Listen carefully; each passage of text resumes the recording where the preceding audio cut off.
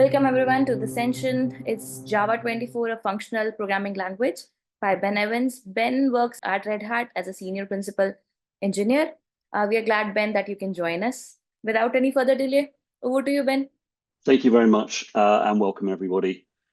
Welcome. As noted, my topic is Java 24 a functional programming language? For those of you that haven't met me before, as Samitska says, I am a senior principal software engineer at Red Hat. I'm also the observability lead for cloud native runtimes within Red Hat. Previous to Red Hat, I worked at New Relic, where I was lead architect for instrumentation. So I've done a lot in the sort of performance and monitoring space. I founded a company called JClarity, which was acquired by Microsoft. And before that, I spent a bunch of time in kind of banks and finance and stuff. On the community side, I am a Java champion and have done a bunch of different things, including being involved in the Java Community Process Executive Committee, which is the standards body which sets all new Java standards, or at least approves them. We don't actually do the work. We just, we ratify that it's correct. And I live in sunny Barcelona these days. Before that, I spent 30 years living in London. And was a part of the organising team for the London Java community, which is one of the largest and most successful communities in the world. We did a bunch of stuff there, including founding a small project you might have heard of called Adopt Open JDK. That's my backstory, but we're going to talk about the tech today. One other thing I would say is I've written some books recently, the most recent of which is Optimizing Cloud Native Java, which came out just a few months ago. So if you are deploying Java or JVM-based applications in the cloud, you may well want to check that out. Probably the most appropriate book for this morning's session is The Well-Grounded Java Developer Second Edition, because that touches on a lot of the topics that we're going to discuss today. It's a little bit older, so it doesn't have some of the newer material in it, but it also builds bridges between Java and other languages which you might think of as more functional, like, for example, Kotlin and Clojure, both of which play a major role in that middle book there. On the right is Java in a nutshell. This one is actually available for free. So if you go to the link at the bottom of the screen here, then thank you very much, Red Hat. You will be able to get a copy of the book as a free download. Right, preliminaries out of the way, let's move on. What we're going to do today is to start by looking at the conclusions of an earlier version of this talk that I gave way back in 2022, 3 years ago. I don't know where the time goes, but somewhere. And if you haven't seen that talk, then maybe it would be good to go and view it. It's available on the conference website from 3 years ago to see how we get to the point we're going to start from today. I don't intend to update it too much. I don't intend to refight the battles and the ideas that I had in that talk. Instead, I want to use it as a foundation and a building block that we're going to move on from. Okay, so we'll be very quickly moving through that. We'll do a quick scorecard and of what I think a functional language is.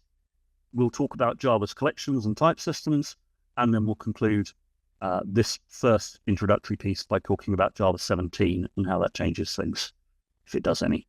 All right. So, what makes a language functional? Now, you can argue that what makes a language functional is being able to take a function or another piece of computation and treat it as data.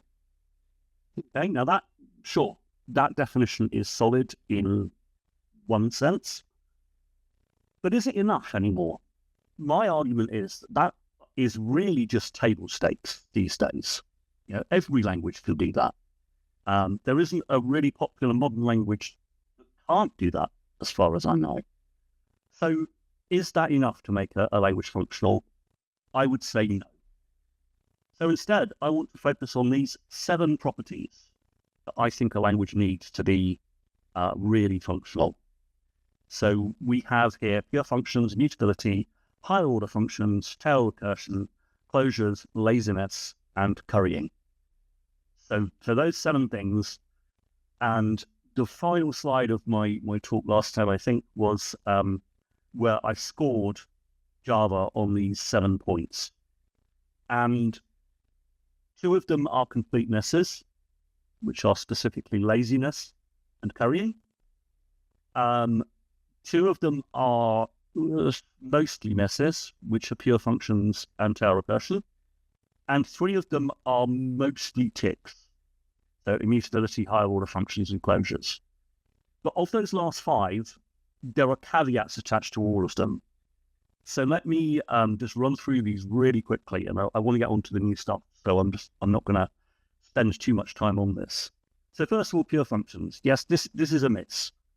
Java is an imperative language. The idea of mutability runs all the way through the design of the VM and the language itself. So it's very difficult to write pure Java in the sense of things which don't get side effects. It's not impossible, but it's very, very difficult. And it's so difficult, in fact, that I basically mark this one as a miss. I have actually done some research a while back to see what you can do in a strictly pure subset of Java. And the answer actually surprised me. The answer is more than you think, but still pretty bad. So that's why there's a slight asterisk there. Equally, for immutability of data in Java is, yes, you can do it, but all you have, at least for now, and I'll come back to this point later, is the final keyword. And the final keyword refers to not changing the value stored in a particular slot, be that a local variable or be that a field. Now, let us be absolutely clear what a Java value is. And again, at the end of the talk, this definition is going to be important. So I want to be absolutely explicit about it. A value in Java is a bit pattern. And a bit pattern consists of one of 2 things. It either consists of a primitive value, which should literally be interpreted as is, according to some type information.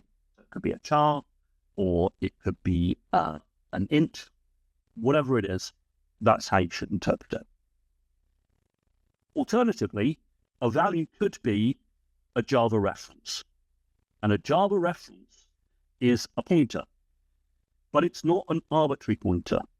It is a pointer which points into the Java heap and points at the start of a Java object header. Java object headers are mandatory, and they are guaranteed to contain runtime type information and information associated with this specific object, identity information, if you like. Again, I'm being explicit, I'm spelling things out, there is a reason for this. So immutability gives you immutability of a value, whether that is a bit pattern, which corresponds to a primitive value, or one which corresponds to a reference. Now, for those that correspond to a reference, it has nothing at all to say about downstream references. You can have an immutable reference that points at a mutable object. So that's the reason why we have the star there for immutability. Higher order functions. Yes, you absolutely can do these in Java. We don't have functions, they're methods. So this is really about types which return some sort of function type, or which take a function type as an argument. And that's fine, but there are some caveats and some subtleties about this to do with Java's approach to what's called type erasure, which I'm not going to get into. So tick, but with asterisk. Tail recursion. Java does not do tail recursion. That is a conscious choice by the language rather than the VM or anything else. If you write a tail recursive definition of factorials, for example, in Java, and compile it and look at the bytecode, what you will see is that it actually genuinely recurses. So it will blow up with a Stack Overflow exception very, very quickly. If you take the same implementation and just turn it into Scala without changing it in any way, you will find the Scala compiler converts the tail recursion to iteration. So it produces a goto at the end instead of another function call. So this is a language level choice. There is nothing at the VM level which prevents this type of tail recursion. And there is also a second layer on top of this to deal with how the JIT compiler approaches this type of recursion. Again, too deep to get into right now. So this one is a miss at language level and with a star attached to it. Closures. Yes, Java does closures, but recall, what gets captured in Java is not a variable, but a value. And as noted, a value is a bit pattern. So the case which is interesting here is a reference, because the reference points into the heap, and it will be that was mutated. We would never see the thing that you can see in Scala and various other languages, where you capture an int, what you're capturing is a variable or an environment, and then you're able to modify inside the closure, and it would affect the outside scope. So depending on how you feel about closures, Java either does or does not have closures. Okay, so that was our scorecard as of 3 years ago. So I would argue that gives Java a score of about 3.5 out of 7, which is not great, but it's not nothing either. Two other things that I want to mention, which go beyond the actual language level stuff and the end level stuff. First of which is the collections. Java's collections are a huge part of the platform, and they have 3 issues which relate to the collections. And paired with them, we have 3 issues which are also part of core Java. So let's deal with the collections first. The collections are very large interfaces. They have many methods on them because they were designed for an imperative viewpoint. So implementing the Java collections is a major undertaking. Secondly, the collections include mutating methods. They include things like add and remove. So any collection implementation implies mutable. So what do we do with that? If we want to have an immutable collection in Java, what do we do? Well, the answer is, unfortunately, we have to hack it. We have to use an unsupported operation exception. Problem is that is a runtime exception in Java. So if someone hands you a random collection object which claims to implement list, how do you know whether it's safe to try and add something to it? Answer, you don't. And it's entirely possible that by calling add on it, which because of the definition of the interface is required to exist, you may actually get a runtime exception blow up. So there are problematic things around the collections. There are also issues around Java's typesetting. It's not what we call single-rooted, because you have object and you have int. And the overall Java 17 type system, or even the Java 21 type system, is a tree which is rooted at object, and then the primitive types as disconnected points. So the topology is not a tree overall, and the type system is, it has this disconnected set of dust, if you like, to go along with the main tree. There's also the issue of void. Void is a keyword in Java which indicates that a method does not return something. Essentially, that the evaluation stack of the method is empty when the method returns. What this translates into, in language terms, is the idea that there are statements which are not expressions. This therefore violates the rule that everything is an expression, which we would very much like for certain types of viewpoints on functional programming. So on the one hand, we have not everything is an object, and on the other, we have not everything is an expression. Excuse me. One of those would be bad. Having both together actually is really not great. Okay, so what can we do to fix this? What can we do to start thinking about maybe, let's fix the collections? The way that this was approached is through what's called streams. And streams appear in Java 8, and they are an attempt to fix some of the problems with collections. But the issue is that the collections are already first class. By the time that streams appear in 2014, Java's already been around for 20 years, and the collections are everywhere. They're embedded in a way which streams are not and can never be. So that means that the streams are always going to be second class in the core JDK itself. There are other problems with streams as well. They are ephemeral, they're consumable, they're not designed to be long-lived. In other languages, if we look at, like, for example, a Clojure set, you can pass that around, you can do whatever you like to it. But a stream in Java is not supposed to do that. It's not supposed to really even be outside of very, very limited APIs. It's not supposed to be just generally used as a return value. The way that I always explain it to people is that Java is fundamentally imperative. And what happens when you use streams is it's kind of like, I guess in sci-fi, normal space and hyperspace. And normal space is the collections and all of the imperative things that Java likes. And then when you activate streams, you jump into hyperspace and you use streams as intermediate objects, and you build up this pipeline, which is functional. But at the end, you have to jump back into normal space.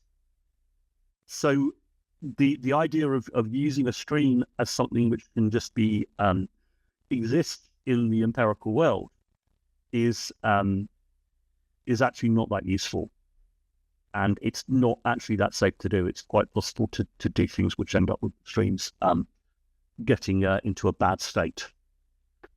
So the fact that streams were able to be added to Java at all is an enormous triumph. There are problems with it, but it kind of was the best that could be done, given the fact that we already had collections and they were already so well established. So this leads us to a view of Java's type system, which is static, very nominal, object imperative, type erased, modestly type inferred, and slightly functional. Okay, so I'm going to go through these one by one quickly. Don't have all the time I would wish. So it's static. The type system is enforced by the language and Javac. The JVM uses class files, which verifies very carefully. And the verification enforces the runtime type system. If you read the code for the verifier, you can see that there are a lot of things that the verifier protects you against to disallow class files that would attempt to harm the runtime system. Very static at language level. The runtime itself is not that static. So it's not too much of a stretch to say that Java is effectively a statically typed cosplay running over a very, very dynamic runtime.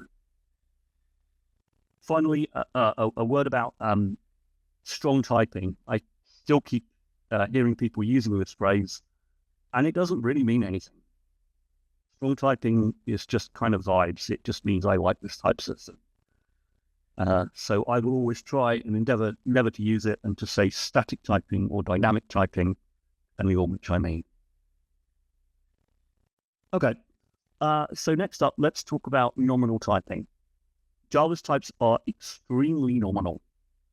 Things are only compatible if there is an explicit inheritance. And that inheritance can either be class inheritance or interface inheritance. There is no structural typing. So I can have these two types, pair of key, and tuple of key and key. They're completely separate. Same form. There's no difference between them whatsoever apart from the name, and yet they are totally separate types. They cannot be converted to one another without an explicitly written conversion method. You must actually have some sort of factory or converter which adapts a pair into a tuple or vice versa. There's no automatic mechanism for this, and unfortunately there are no type constructors. So you can't even use some sort of type constructor trick to make this easier, to do this in a general way. They are totally separate. So that is when I say strictly nominal, that is what I mean. I mean, it's not just that it's name-based and you require explicit inheritance. it's the divide between these two sorts of types is very, very stark. Object imperative, it's a very simple OO model. It's not pure OO, as noted. There are primitives as well, and the fact that there are primitives, in theory, makes it easy to teach. I think I mostly believe that.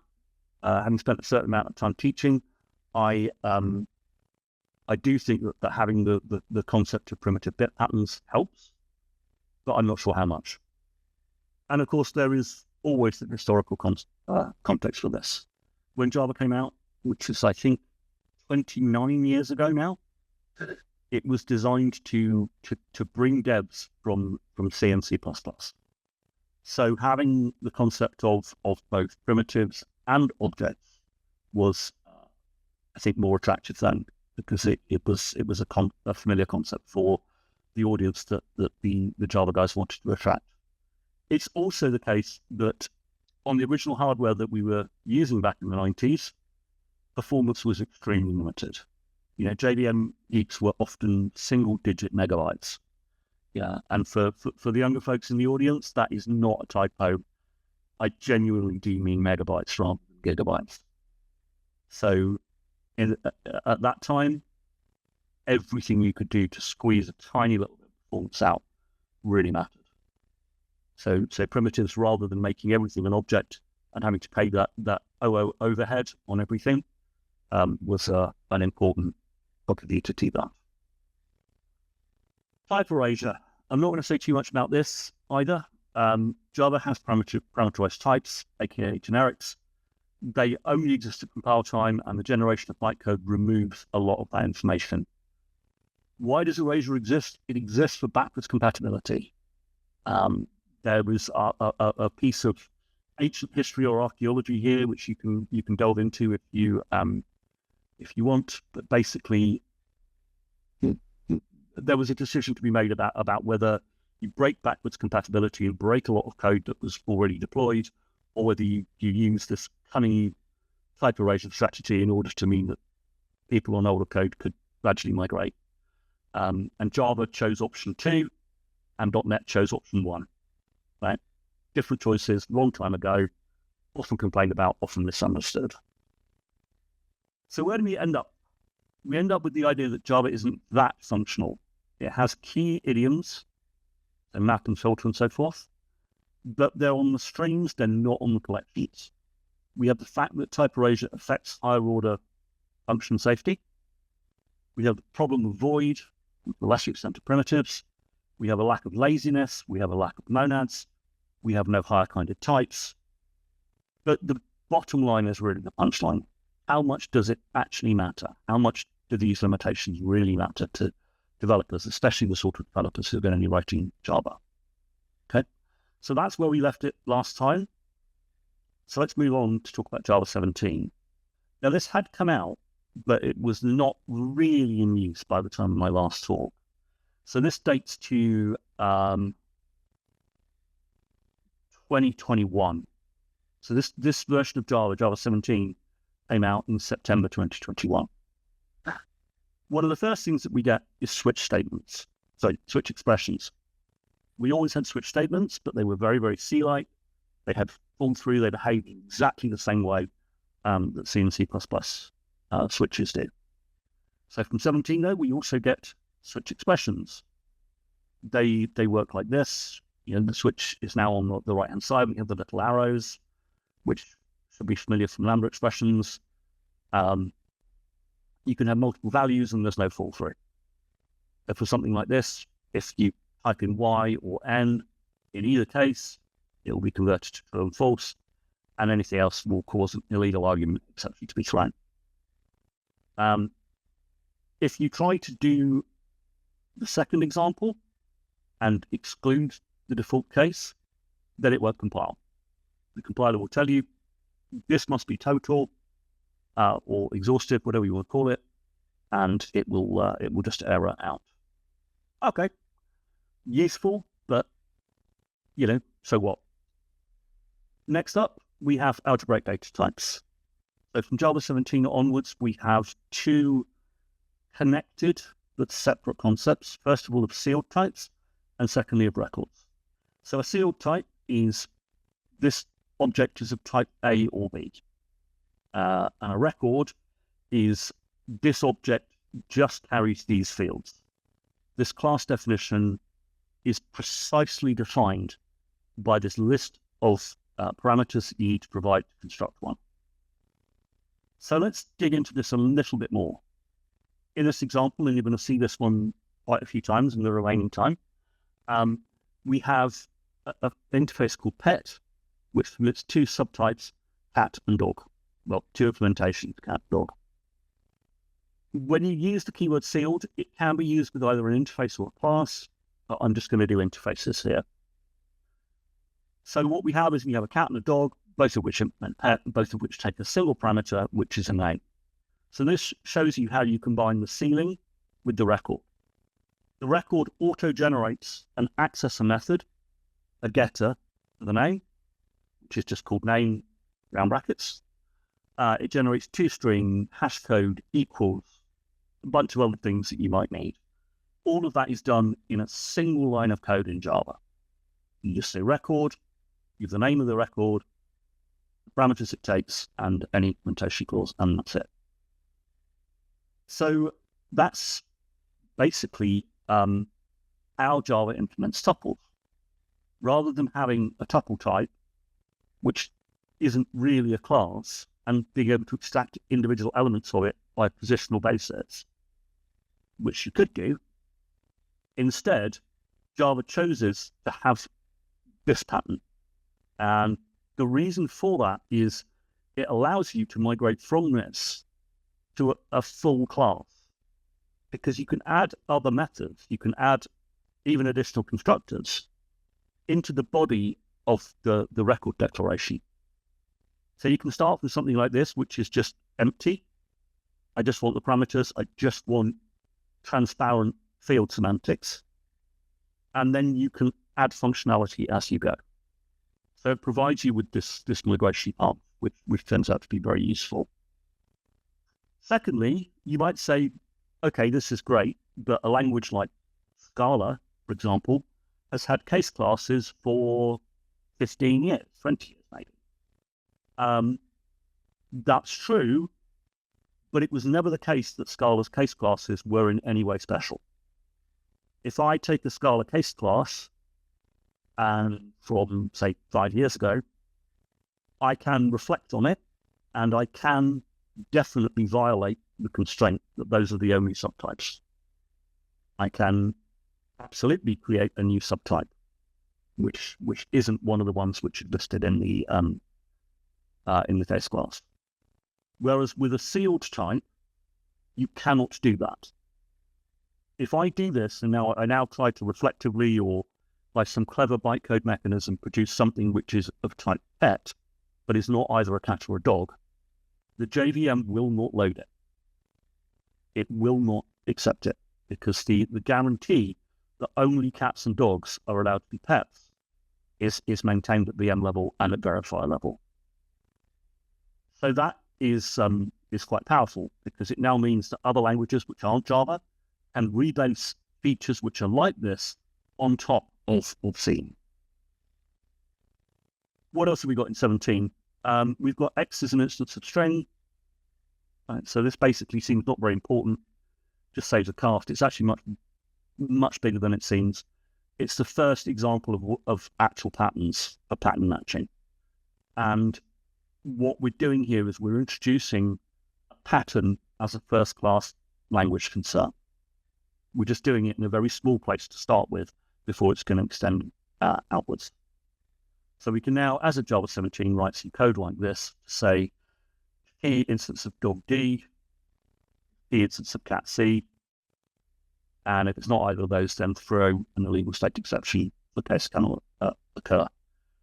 The only legal way that this would actually throw is if you passed it null, because null wouldn't hit either of those checks. But that's a corner case. Okay, great. We are up to the end of Java 17. We are moving towards the future. So let's see what's new. Let's move up to Java 21. By the way, while I'm here, I know there may be some people who aren't Java specialists. The version numbers are important. There are certain versions of Java which are badged as LTS, like 8, 11, 17, 21, and coming later this year, 25. Those are your long-term support releases, or LTS. What is observed in practice is that teams and companies only migrate LTS to LTS. So, for example, people will migrate from 8 to 11, 11 to 17, etc. In between those releases, you also have a new release of Java every 6 months. That's called feature release.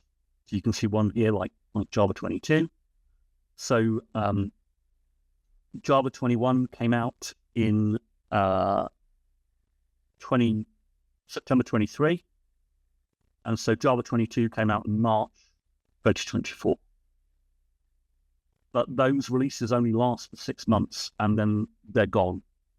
They aren't supported, and so most engineering teams decide that they don't want to have to upgrade in lockstep, so that they only will upgrade LTS to LTS. It's just a quirk of how Java is delivered these days. First off, in 21, we get pattern matching in switch. So we can now use, instead of just in instance of, we can now use the patterns in switch, with the switch statements or switch expressions like this one. And wherever you had just a simple case before, you can now have a pattern.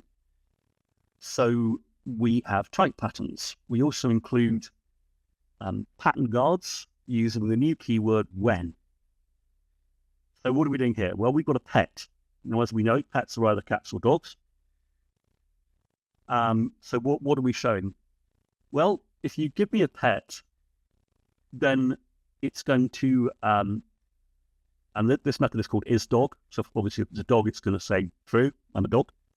And if it's a cat, it should say false.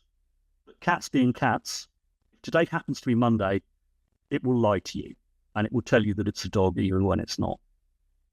So basically, that's why we have 2 cases for cat C with the pattern guard on it. Of course, in real code, you would move, there wouldn't be a declaration of day. You wouldn't calculate the day of the week unless you were actually on that first branch. So you could move it into there for tidiness, but it made the code look horrible on the slide, so I didn't do that. Second type of new pattern we have is a record pattern. So remember that records are just transparent carriers of fields. They're basically like tuples. So they have defined construction semantics, and that also means that they can be deconstructed in a deterministic way. So we can always safely extract the component fields. Other languages might call that destructuring. Java has a lot of older baggage which records get away from, so that we can, provide the guarantee that things can always be safely extracted. So we call this a record pattern. So this now means that anywhere you have a pattern, like instance of, for example, you can have this sort of invocation. So I can say an instance of dog, and remember that dogs have names. Names are specified as strings. Let's say string S. I don't even have to name the dog anymore. It doesn't need to be a variable assigned to the dog because I don't care about it.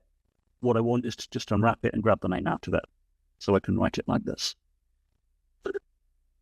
I'm going to do the next example very quickly, but I just want to extend what we've talked about with patterns and especially record patterns a little further. So we have pets, which are either cats or dogs.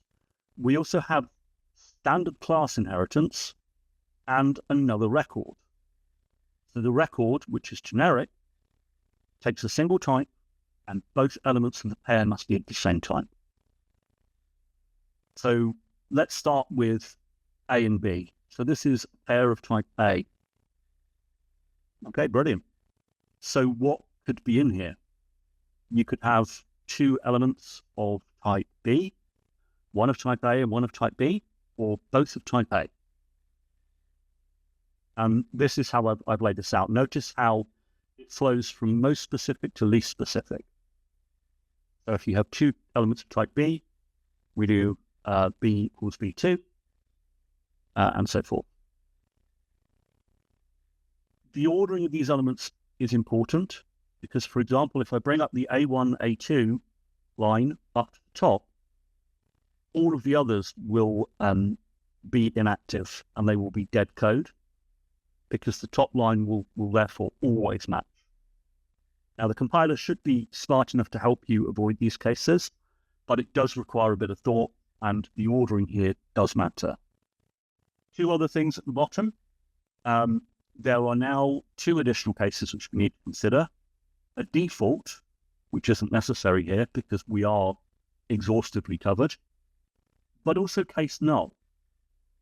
If you set P1 equals null, and this is true for the earlier examples as well, without a specific case null, you will get a null pointer exception. And that is by design.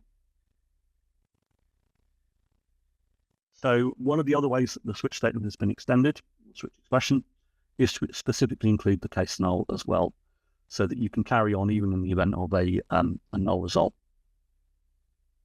For record patterns, we also have this, which involves deconstructing a couple of different records at the same time. This one's just fun. It's just the cat being very particular about the way it's addressed. So if it's the second name, it will sulk and it won't tell you its real name. It will just say cat. And for the first name, it will insist on being called sir. I do want to talk very quickly about virtual threads, which are, I think, adjacent to functional programming. They exist because OS programs have a stack segment for each thread, and until now, it has not been possible to really break what we call a thread bottleneck, because Java threads work as one Java thread equals one operating system thread. So if you start up 20,000 threads, you are paying 20 gigabytes of stack space before you even start. This is a huge problem, and the way that we deal with it is to look at our simple state model for the threads. As you can see, what can happen? Well, you can start in the ready-to-run state. You can begin executing on a core. It is possible for you to run all the way through your execution and go back to the ready-to-run state, but in practice, that doesn't happen. Of course, if you end up sleeping or waiting, not really a concern because then another thread will come in. But what is interesting is what happens if you go into being blocked on I/O or synchronization. If you end up in that state, maybe there's something smarter you can do. The way that we express this is that Java is a fully managed environment. So what people think of as system calls in other languages are actually library calls in Java. So the JVM is the thing which makes the system calls on behalf of the user thread. So what if we had a new kind of thread which wasn't created by the operating system, but was created by the JVM? And instead of having a dedicated OS thread, it has what we call a carrier thread. It's a shared thread, which is the thing which holds the stack segment. So it gets rid of the bottleneck because you don't have to have a stack segment per virtual thread, and it does at least some I/O. Okay, because it has to actually hit the blocked on I/O or sync during the normal course of the thread's execution. If we can do that, you can do some profiling. You can find out how often this happens, and the answer is this is most threads. So what do we do? Well, what was done in Java 13, so that was quite a long time ago now, is that the Java Socket API was completely re-implemented and rewritten. The API doesn't change, but it moves from being backed by blocking I/O to being backed by non-blocking I/O. So nothing about the outside world has changed. Even if you're still making blocking I/O calls from the point of view of your program, the operating system is implementing that using blocking I/O, using non-blocking I/O now. Okay? Why does that matter? Well, because what it means is you can create a virtual thread which will execute as normally right until the point where it dispatches a blocking I/O call. Well, that's blocking from the point of view of the user API. What actually happens is the kernel dispatches non-blocking I/O and transfers control onto a different virtual thread. So you unmount the currently running virtual thread as soon as you perform a blocking I/O operation. This ends up being similar intent to a Go routine or an Erlang process, and it manages stack frames of these virtual threads in the heap. So the stack frame is stored as a Java object in the Java heap and doesn't require you to statically allocate stack segments. Okay. Now, there's quite a few caveats here. First of all, you have to specifically create a vthread. It won't do it for you. There is no automatic virtualization, and none of your existing code will change meaning at all. The vthread is not allowed to observe which carrier thread it's running on. So if you call thread.current thread, you get a vthread, and the carrier frames will not show up. This is most similar to Go routines. We did, within the Java community, consider a bunch of other options. For example, async await. We also considered making reactive mainstream. We also considered colored functions. But basically, all of those were ultimately rejected in favor of virtual threads and something which works like a Go routine. I know someone will be interested, so let me just say there are continuations, but they're not accessible right now. And that, yes, there are some superficial similarities to Kotlin coroutines, but under the hood, they are completely different. The Kotlin compiler converts coroutines into a state machine, which is completely visible in bytecode. If you look at the bytecode using Java P or something like that, you'll be able to see the state machine that Kotlin has created. vthreads are genuine virtual machine level pieces. Sorry to interrupt. Just a reminder, we have only 2 minutes for the session. Sure. And we have a question that once you're comfortable, I'll read it to you.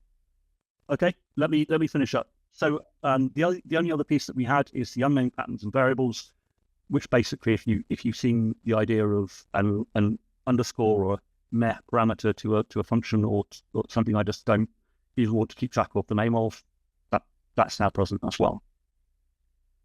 So the future, there are 5 projects, 3 of which are relevant to functional programming. One of them that we've met is Project Amber, which is essentially what we've talked about for today. We've met Project Loom, which is virtual threads. What's coming in the next stages of that is structured concurrency and scoped values. And I had a section on this, but I'm going to skip it. And just to talk finally about the third major project, because I think people will be interested in this, is Project Valhalla.